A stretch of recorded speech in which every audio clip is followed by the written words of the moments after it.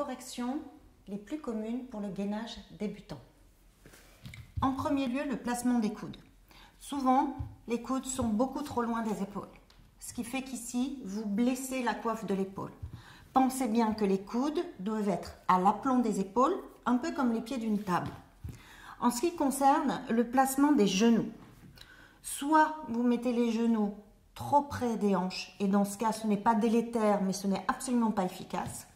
Soit vous mettez les genoux trop loin des hanches, et dans ce cas, vous blessez les lombaires.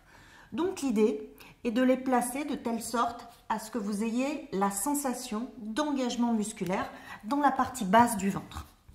En ce qui concerne le placement de la tête, astuce, vous devez regarder sur la ligne des poignets. Entre autres termes, si vous voyez vos genoux ou si vous voyez en face de vous, dans les deux cas, vous pincez les cervicales. Puis, si vous testez 30 secondes sans poser les genoux, ce qui est quand même le basique syndical, quand on va chez le docteur, veillez à avoir les fessiers bien alignés avec les épaules et l'arrière de la tête. Souvent, les fessiers sont trop en l'air. Ce n'est pas dangereux, mais en revanche, ce n'est pas efficace. Soit vous avez le bassin qui est beaucoup trop bas. Et dans ce cas, ça vous pèse, et d'une part dans les épaules, et de deux dans les lombaires.